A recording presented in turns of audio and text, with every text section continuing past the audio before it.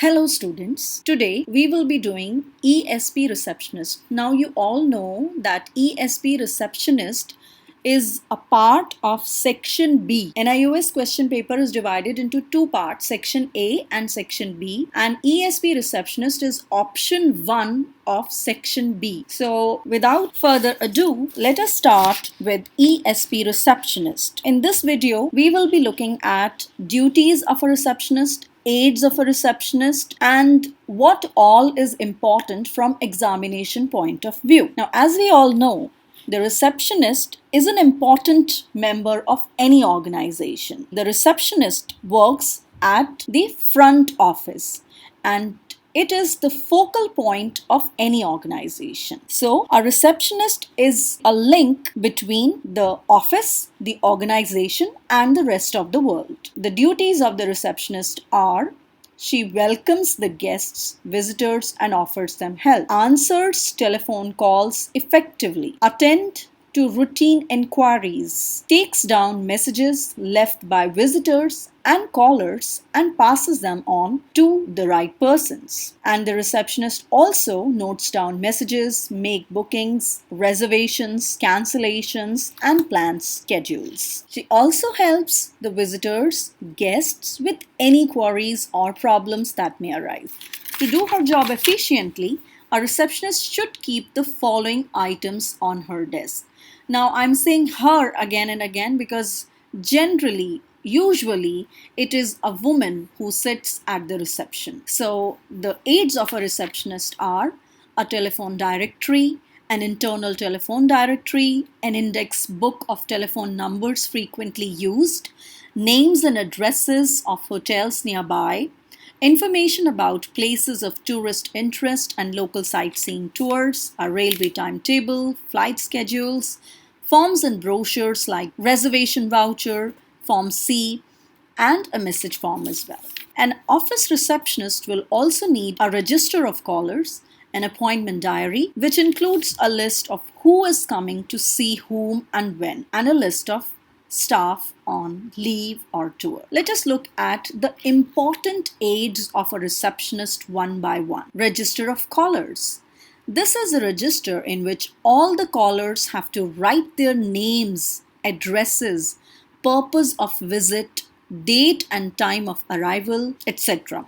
If a caller represents a firm and has a visiting card, then his card can be attached to the register. Now, this register of caller helps the office to keep a record of all the incoming visitors. Let us look at a sample of register of callers. You can see that there is a column for date, time, firm or address, time of arrival, purpose of visit, time of departure, and then there can be a signature column as well. Now let us look at another very important aid of a receptionist, which is the message form. A receptionist frequently needs these forms because however good her memory may be, she may not remember all the messages. She can conveniently note down the message on this form. Let us look at the format of a message, which is usually in a box. Then on top there is a message written, then to, the message is for whom and which department, then from, who has called in, who has left the message, then the caller's phone number and address, what is the time, what is the date, who received this message. So it is generally the receptionist who receives this message, and then signed at the end. Now another important thing that is to be looked at here in the message is whether the message is urgent or non-urgent, and what are the important details, and they have to be written in point form. Complete sentences not needed, and common short forms are allowed while writing the message. So this is the format of a message. Now let us look at the reservation voucher. Sometimes hotels give or send reservation vouchers instead of letters or reservation cards, and looks like this, which includes this all information like the salutation, address, designation, arrival, departure, room requirement, and so on and so forth. Let us now look at the qualities of a good receptionist. There are two main qualities of a receptionist, which is courtesy and good manners. The guest and the visitors should be treated courteously. even when they are impolite. So even if a customer or a guest is treating the receptionist badly, she still has to be courteous and reply courteously. This, plus a friendly tone of voice, becomes all the more important in case of unavoidable delays.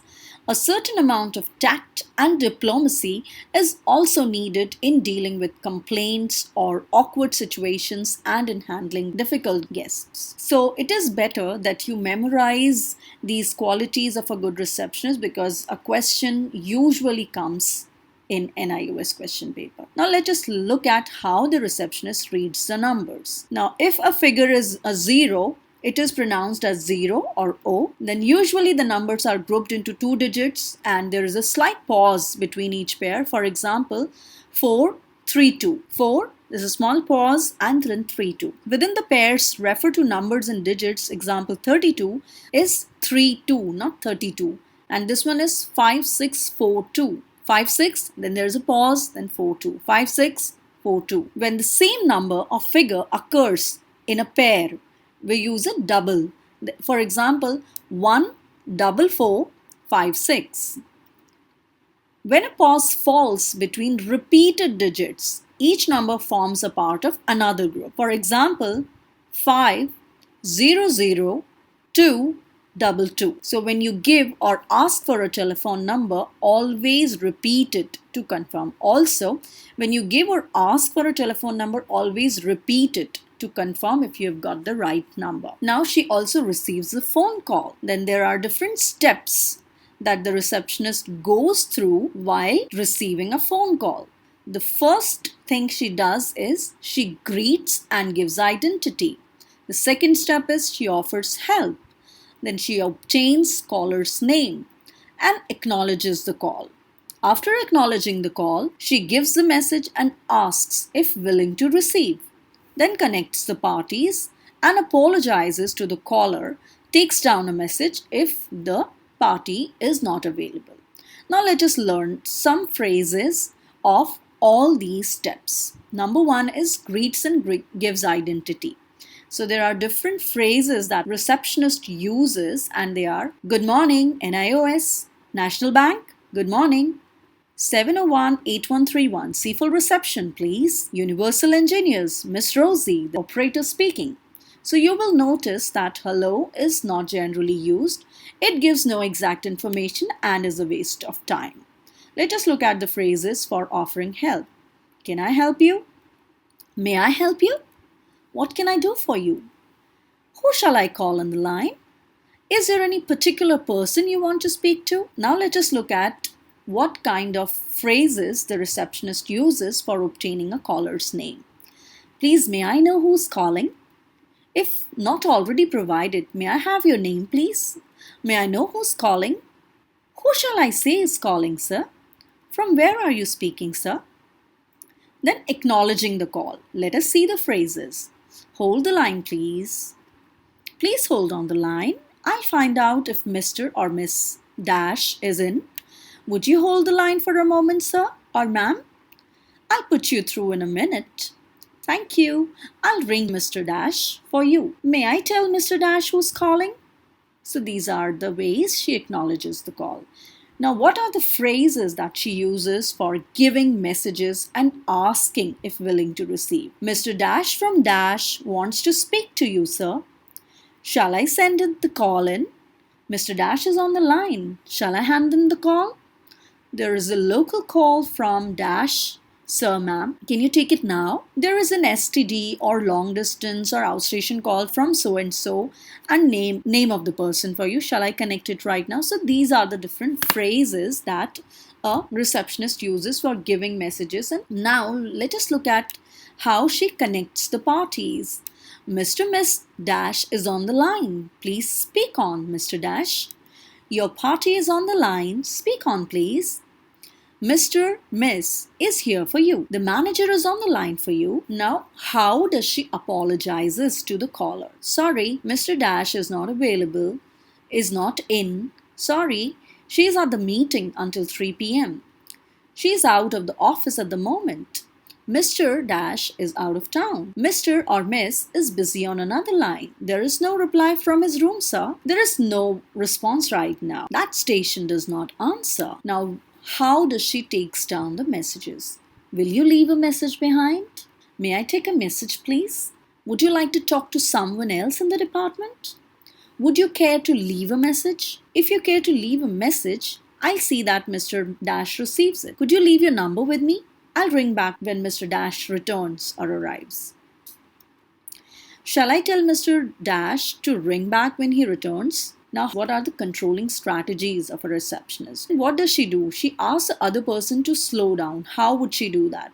She would say, could you speak a little more slowly, please? Asking the other person to repeat key facts. Can you repeat the dates, please? Can I have your name again, please? Now, how does she ask for information in the order you need it? Can I have your flight number, please? How does she ask the other person to spell his or her name or place name in the addresses? Could you spell that for me, please? Or could you spell that, please? Check. List of points you want to ask before you make your call. Then she also uses some emergency services at the time of emergencies like accidents, thefts, holdups, fires, shootouts, etc. But they're unheard of these days, thankfully, and the receptionist services are required to tackle such emergencies.